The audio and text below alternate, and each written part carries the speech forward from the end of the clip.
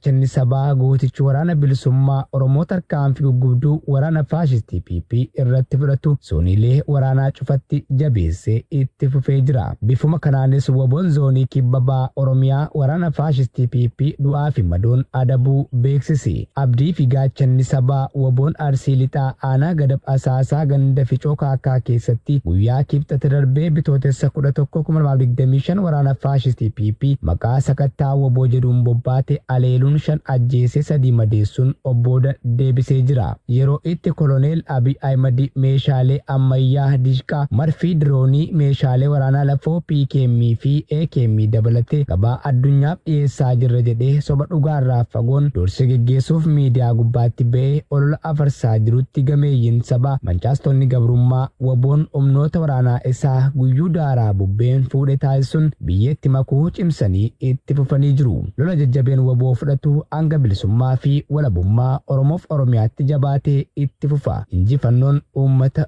ittisa Impaayeritti sadii naannoo Beenishaangul Gumuz aanaa Bildigiluu irraa waboota harka kennachuun dhaga'ame. Guutuu gabaasichaaf Jaala Caaluu Roobaa. Impaayerri Itoophiyaa nagaa fi tasgabbii sabaa fi sablammoota jalaa booressee dirree wal waraansi guute keessatti uummatoota bulchuuf jecha humnoota waraanaa 100,000 taayitaa isaa tiksan ijaaraa kan jiru hoggaa ta'u kanneen dhiibbaan wal waraansaan dhufu maal akka ta'e hubatanii fi shira akkasumas dhiibbaa akka sabaatti sirnichi gochaa jiru galteef ammoo sirna cubbuu hin utumnu jechuun mooraa faashistii PP gananii guyyuu wabootti makamaa jiru. Akkuma kanaanis tibba wal gaarreeffannaan humnoota kaaba Impaayerettii fi furda gabroonfataa PP gidduutti bifa haarawaan duumessaa'ee mul'achaa jirutti ilmaan Oromoo murna nam tokko eeguuf irbaata rasaasaa hin taanu jechuun mooraa PP gananii wabootti makamuu jabeessuun naannoo Beenishaangul Gumuz aanaa Bildigiluu mooraa waraana Daalattii irraa kaleessa bitootessa 14/2025 miseensonni waraana raayyaa ittisa Impaayerettii sadii mooricha keessaa miliquun wabootti makamuun ibsameera. Dibbee waraana aangawoonni faashistii PP tumaa turaniif ilmaan Oromoo gatii qaalii kaffalaa turus kan himan loltoonni murna faashistii PP duraanii kunneen har'as dhiiga lammiilee qulqulluu dhangalaasuuf adeemsa murni bilisiqinnaa deemaa akka jiru ONM fi yaada isaanii qoodaniiru. Yeroo itti Impaayerettiin daraanuu dirree jeequmsaa taatee jirtu kanatti ilmaan Oromoo meeshaa gabroonfataa baatanii biyyaa tokko malee lubbuu dhabaa jiranis lola isaan hin ilaallannetti hirmaatanii aarsaa lubbuu kaffaluu irraa yeroon keessaa falatanii abdii fi gaaddisa sabaa waboo waliin hiriiruu akka qabaniifis dhaamsa dabarsaniif jiru. Godina Kaaba Shaggar aanaa dharraatti lukkeeleen bilisiginnaa finxaaleeyyii Amaaraa dhiisanii hawaasa Oromoo qofarraa gibira guuraa jiraachuun himame.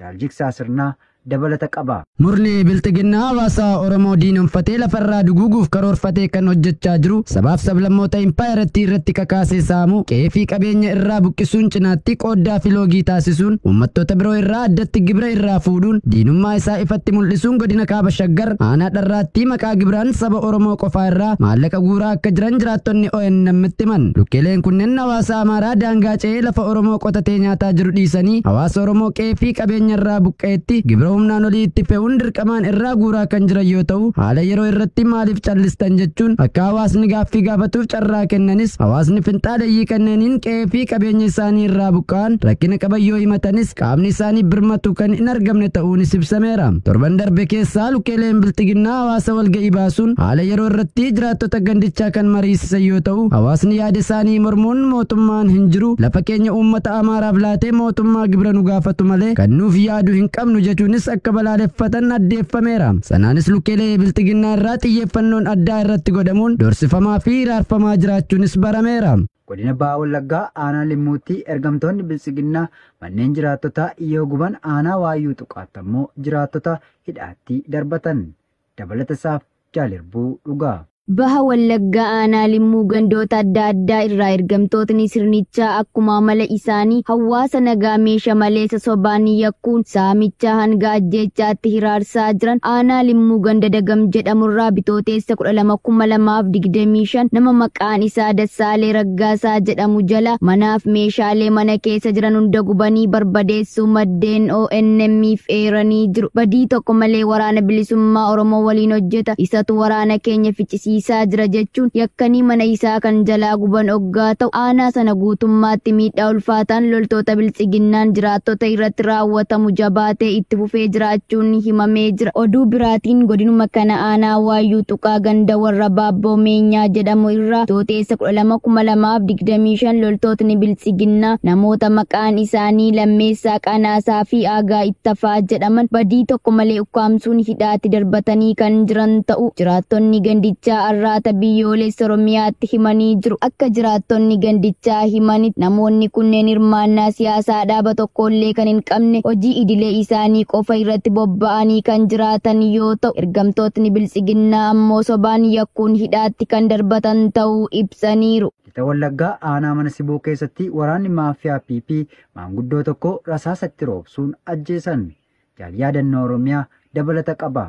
Aanaa mana Sibuu ganda Caalaa Daabbus keessatti waraanni faashistii PP Bitootessa 12/2025 gaaffii seeraa fi yakka tokko malee abbaa ilmaan 8 kan ta'an maanguddoo maqaan isaanii obbo Burraaqaa Tolaa jedhaman rasaasa itti roobsuun ajjeesuu maddeen ONM'if eeran. Akka maddeen gandichaa jedhanitti maanguddoon kun nama kabajaa fi jaalala guddaa hawaasa keessa jiraataniif qabanii fi akkasumas uummata naannichaa biratti jaalatamummaa guddaa qaban ta'uu himuun warreen jiraachuu ilmaan Oromoo hin feene ergamtoonni murna biltsiginnaa ammoo Oromummaa isaanii qofaaf kan ajjeesan ta'uu arraata biyyoolessa Oromiyaaf gabaasanii jiru. Lubbuun ilmaan Oromoo xiqqaa hanga guddaatti wallaalaa hanga beekaatti amma bineensa hanqachuun akka baala mukaatti eegdota impaarattiin harca'aa kan oolu ammas dararaan kun ergamtoota murna PP'n uummata Oromoo irratti raawwachuun lubbuuf qabeenya hawaasa nagaa goolessitoota sirnichaan manca'aa jiraachuun oduu sa'aatii isaatiin Oromiyaa keessatti dhaga'amu ta'ee jira. Garooduu biyya alaarraa argannetti yeroo ceenu ammoo Pirezidaantiin Faransaay Imaanu'eel Maakaroon Raashiyaan yaada dhukaasa dhaabuu guyyoota 30 lola Yuukireen waliin qaban furuuf dhiyaatee fudhachuu qabdi jedhe. Dabalatasaaf Jaalbooree Addunyaa. Pireezidaantiin Faransaay Imaanu'eel Maakiroon jimaata kaleessaa akka jedhanitti Raashaa waliigaltee dhukaasa dhaabuu guyyoota 30f Ameerikaa fi Yuukireen dhiyeessan fudhachuu qabdi. Maakiroon itti dabaluudhaan guyyuma kaleessaa muummicha ministeeraa Biriteen Keir Staarmerii fi pireezidaantii Yuukireen Volodimir Zelenskii waliin haala kanarratti mari'achuu isaanii ibsaniiru. Zelenskiin haala viidiyoo halkanii irratti dubbataniin innii fi Maakiroon haala dippiloomaasii carraawwan jiranii fi roga teknikaa dhukaasa dhaabuu to'achuu irratti mari'achuu dubbatan. Zelenskiin dhimmoota kana hunda keessatti Faransaay irraa deeggarsa ifatee qabna jedheera jechuun. Faannoon godina Walloo Anaartummaa Furseetti namoota 4 ajjeesuun 2 madeessanii saamichas raawwatan jaal Haqqaama Fayyeraa waan qindeeffate qaba.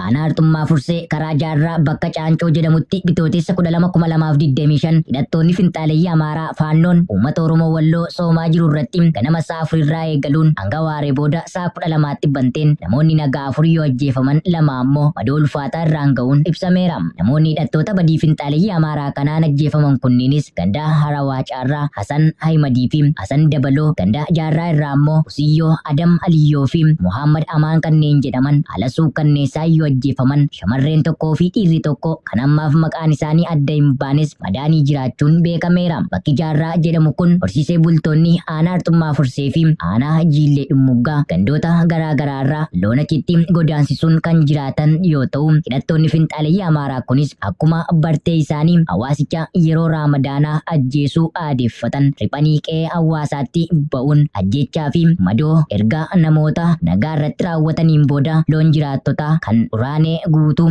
baay'inni isaanii tilmaamaan 300 ol ta'an oofatanii deemuu ONM jiraattota onicharraa qulqulleeffateera.